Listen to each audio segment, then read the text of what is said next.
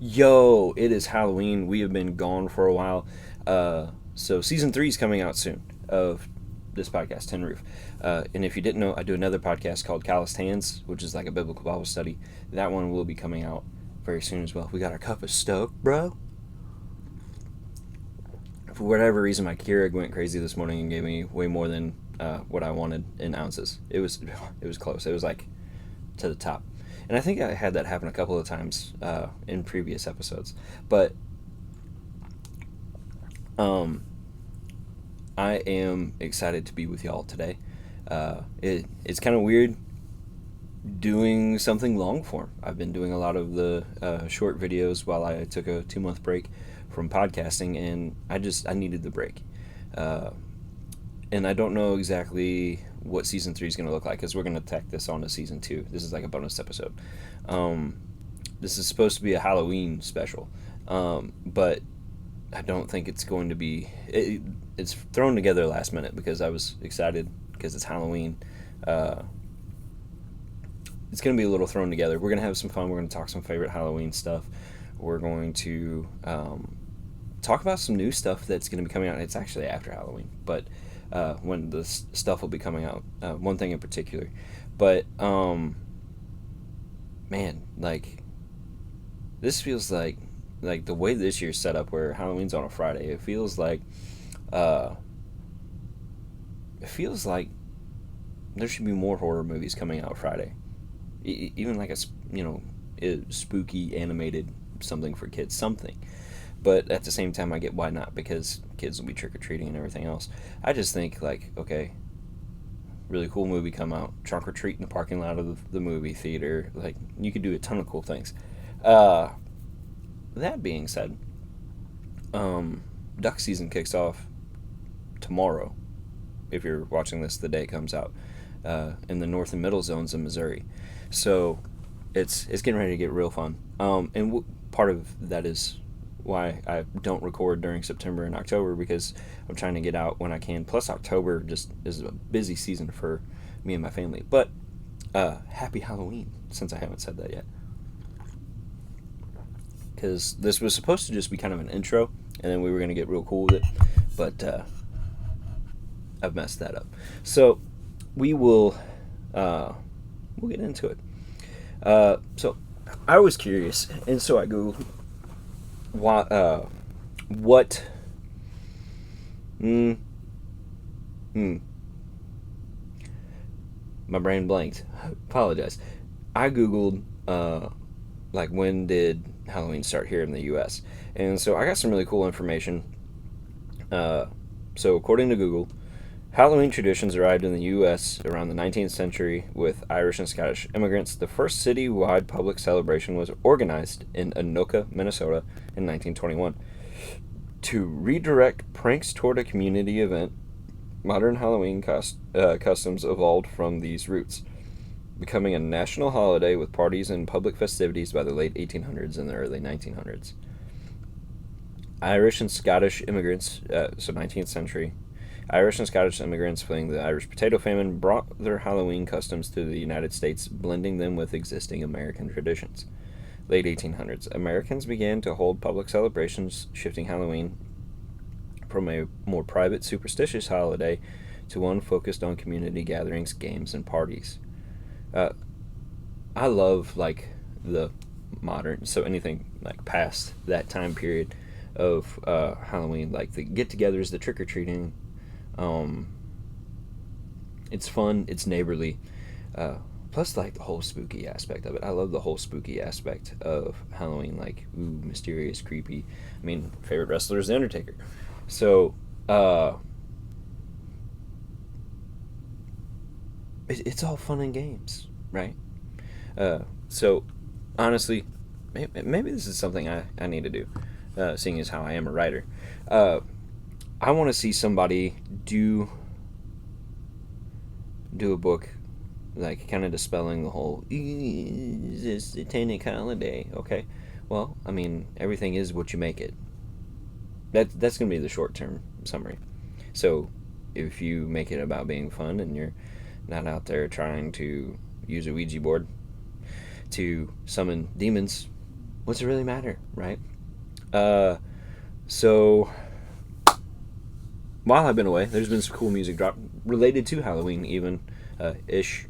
Um, Coetzel dropped Werewolf last week, which is fire. Love it. Um, Honestly, really wish that dude would drop an album by the end of the year because the way it's looking, um, my front runners right now are Coetzel, Morgan, or not Coetzel, haha, Morgan Wallen, Morgan Wade, and mm, there was another really good one this year. But there's three front runners. It's still early, so I apologize. Um, but we are looking at that as what could eventually end up being our album of the year. Um, we also had kind of a tough September and October here in our household, although there was also a lot of good. But the heartbreak songs really resonated with the Story household after mm, right after the season went off, or like I ended my season. So there's that. I'm sorry. So this is also going to be a short episode because I want you guys to get into other Halloween festivities. If you haven't listened to it yet, a good thing to start binging today on uh, Halloween would be the Escaping Denver podcast. It is wrapped up, but it is by far one of the best drama tellings I've ever heard. Don't waste your time on black tapes. Uh, if you want a hot take, here it is. So, Black Tapes podcast is absolute trash. They build it up as an amazing podcast, and then it falls flat on its face with the last episode. Hated the last episode. Um, yeah, that just automatically like negates it for me. Uh, but Escaping Denver, they ended that thing beautifully. Highly recommend that podcast. Be a good spooky one to start listening to. Uh, oh, it does have some language in it. Warning. Almost forgot that. So, honestly, like, been dieting for quite a while, and basically it's just like changing how I eat. But this time of year is hard because like apple cider, everything, pumpkin, everything, all the goodies, right? Uh, Actually, speaking of fall goodies, this is a maple pecan coffee from Black Rifle. It makes it very difficult to stay trim, but I'm continuing to work out. My eating habits have kind of, I guess, a little bit, but yeah, this is ending up being more like catching up on me instead of Halloween, and I'm not exactly happy about that. Guys, like, type down below if you're dressing up or like what you're like in the comment section. Type up what you're doing for Halloween. I wanna hear from y'all. What are you guys doing for Halloween? What are you like? Are you dressing up? Are you going out? You're gonna stay in and watch a bunch of scary movies. What is your favorite scary movie series? Mine really used to be Nightmare on Elm Street. I've kind of gotten away from that just because of what Freddy is. Um, and I lean more toward. I've always liked Jason too, but so I lean more towards Jason, I guess. Although I kind of struggle with watching those two because of some of the content in there, and that leads me to a thought: like, why is some of that stuff necessary in scary movies, like the nudity, language, even? Uh, so that's and like I write spooky stuff, but I keep that junk out of it. But again, you know, that's my preference. It's what I would like to see. It's what I would like. Uh, some people, apparently, a lot of people prefer the other stuff, and you know, that's your choice. I can't make the decision for you, much like you can't make the decision for me. So Uh,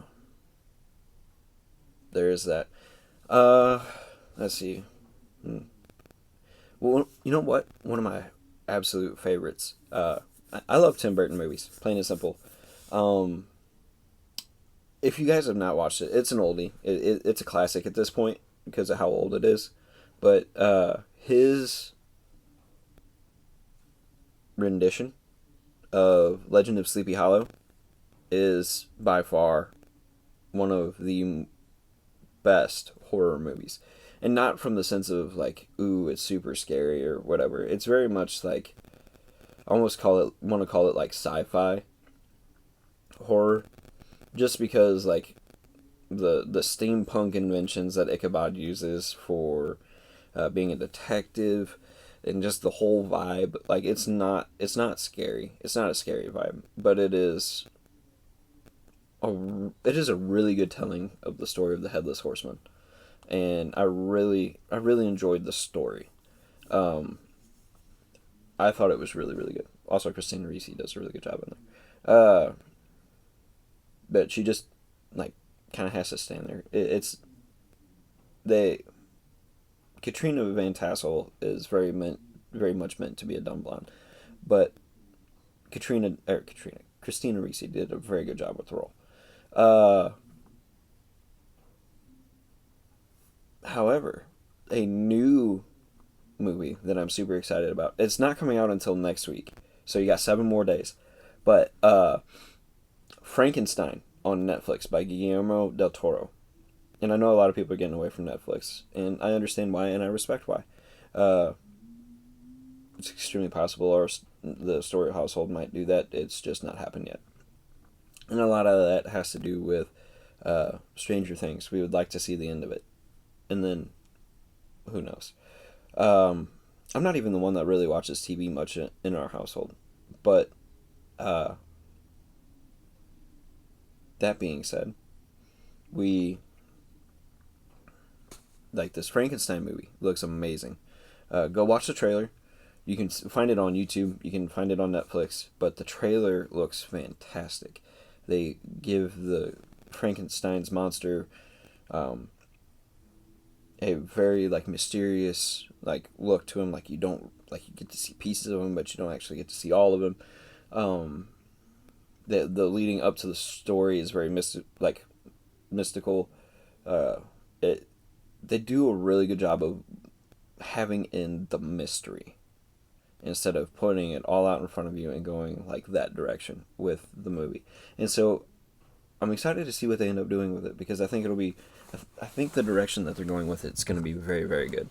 Um, I do believe. Let's see, where was I going with the thought process? I do believe it's going to be really really good. It's 2.5 hours, um, so you better clear your calendar plans if you're going to watch this thing because it's going to take up some time. Uh, if you follow my cooking stuff, you've seen that I've been doing a ton of cooking. Looking forward to doing more. Uh, Rally car racing. We got 2 more races. Man, it'd be kind of cool to do like some sort of live or something with that because I like to do lives every once in a while with this podcast in particular. Um, so maybe I'll do that. Uh, yeah, sorry that this episode is not going the way I had hoped because I'll do better next year because I've got some ideas already. But it's too late to implement them. That being said, pretty well covered everything I wanted to cover.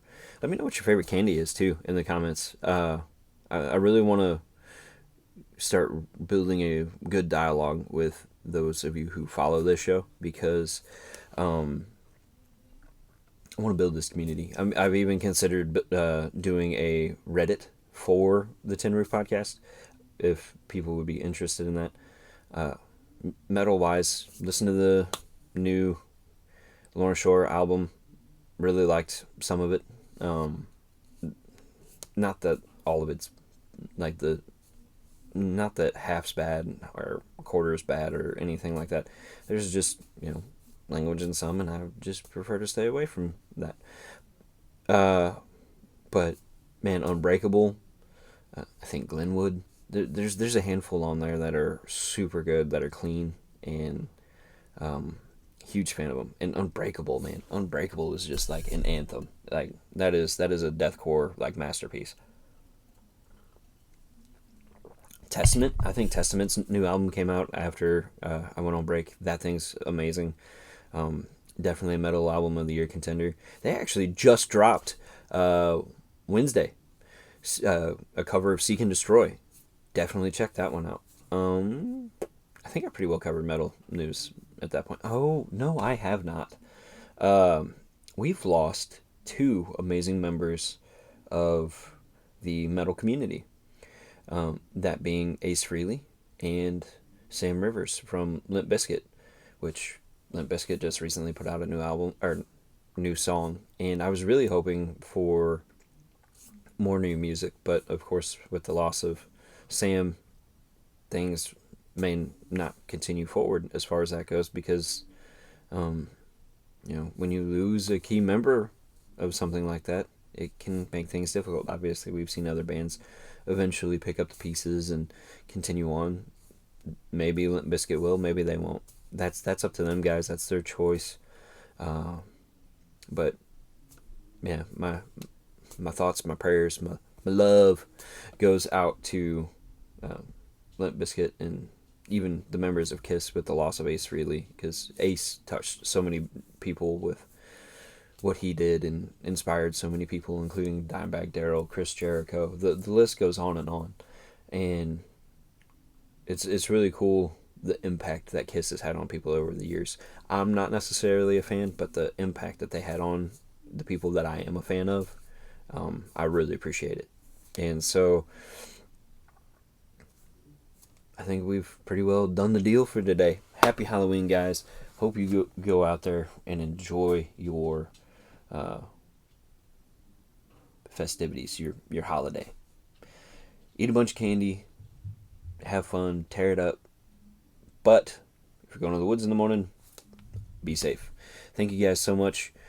Hope you have a wonderful fall, and have had a wonderful fall up to this point. It's been really warm here in Missouri. That is all I've got for you guys. Thank you so much. Have a good one. We will catch you sometime right here under this tin roof.